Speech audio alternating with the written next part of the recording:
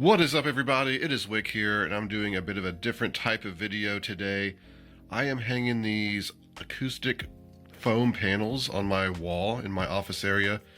These are meant to make my mic audio sound a bit better, reduces echoing, but I'm not necessarily putting them up for that. I really like the look of them, the sleek look and design, so I'm just kind of putting them on the wall on each section of my room, and I'm going to show you how I'm doing that. I figured I'd just go ahead and record this and put it on the internet for anyone who may be interested in doing this themselves. But I got these foam panels off of Amazon. I believe they were like $32 for 24 of them.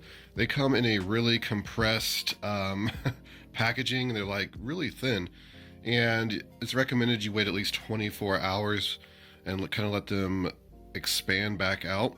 So I did that and everything was fine. Actually, probably could do it right away depending on how long they've actually been compressed. But they are 12 by 12, 1 inch thick, and you can get different thicknesses for better audio use. But like I said, I'm hoping it helps with audio, but if it doesn't, that's fine. I'm mostly doing it for the cosmetic look of it.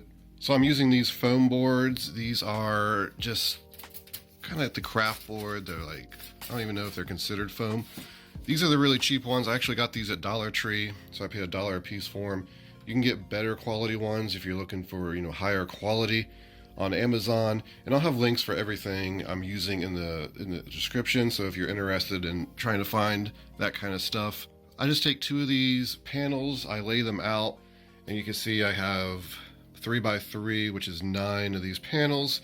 And you have some excess down here. So what I do is I cut that off, and then we're going to duct tape that to the rest of the panels. That way it gives it more support, because these are a little skinny compared to what you want to do. And I suggest leaving them hang like 1/4 of an inch to maybe 1 inch off. It makes it look like it's floating off the wall. But you don't want to have too much hanging off, because it'll just kind of wobble around. It won't look as good. So by cutting this piece off and putting it over there, you can actually have enough foam board to make this size. So you can see I duct taped the 2 foam board together here. I measured down, and I'm just going to cut this flap off. Then I'm going to add the flap over there using a T-square. T-square.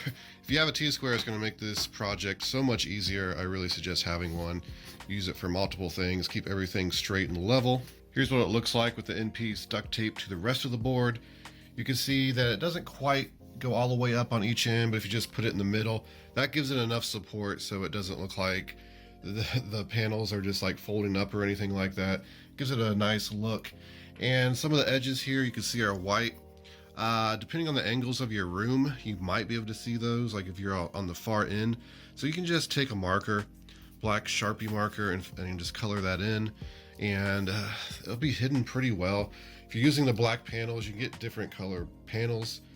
You probably want to use the black board, because sometimes there can be tiny little gaps that you can see through like where the 2 corners meet. There'll be a tiny little gap, and if you have a white board, it could show up, but black is completely hidden.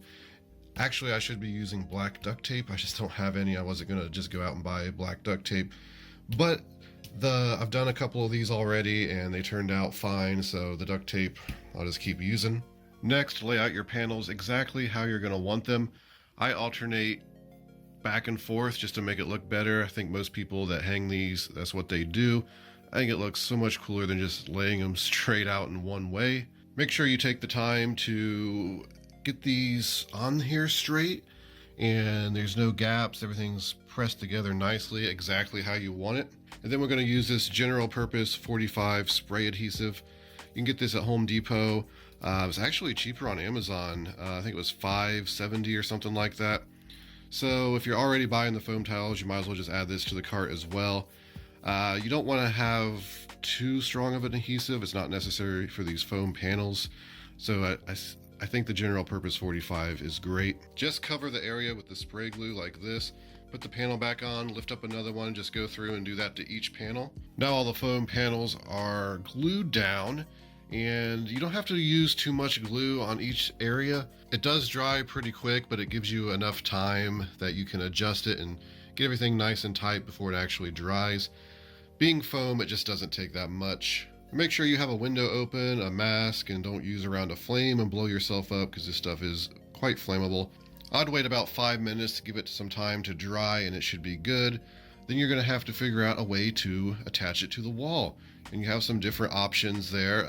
You can use these velcro hook and latch style. Put one on, well, I'd put 1, 2, 3, 4, 5, 6, 7, probably about 8 of them on there. And then you can just kind of attach it to the wall. And that can limit some wall damage if you don't want to use nails. But I wouldn't use nails either. I guess they're considered nails. You want to use the baseboard finishing nails with a very tiny head. Because if you use a larger head and you poke it through there, it's going to pull the foam in. You're going to be able to notice that. Use a small head, it's going to go in, it's going to disappear. The foam's going to expand back over it. Should also note that it's okay to go cheaper on the foam board because it's not as important. It will peel and it's kind of crumbly compared to the good stuff, but you don't want to go cheap if you're going to use the Velcro hook and latch stuff. Make sure the adhesive is really good. You want to probably the Velcro brand, and you don't have to use the squares either. You could use the strips. Just put a big long strip. These are overall really light. They're just foam and some light board. So these hold very well if you get a good enough brand, and the nails are fine as well if you don't mind putting some holes in your wall. But if you don't secure the bottom as well, it kind of flares out some. So you're going to want to put some, I tried different things. So I have one panel that has just Velcro and it's fine. And then I have one that I just put 2 nails in. And then I put just the couple Velcro pieces on the bottom just to kind of make it hold the wall. And I think I like that way the best. I'll probably use finishing nails and Velcro. If you are going to use the Velcro, it's good to go measure on your wall exactly where you want to put it. And you can put the opposite squares on those points. And then you can put squares equal onto the board. So you can just plop it right on the wall. It's pretty easy to do. Another way you can do it, which might be easier, is you can take the squares, put them on here, use the T-square, make everything level, and then just peel the other side so the sticky side's up, put it on each one, and then just sit it on the wall like that. Maybe just put a pencil mark on there and just do everything at once. If you're using the finishing nails, you just kind of do the same thing. Just make sure everything's marked and level. Let me get this hung up and I'll show you the end results.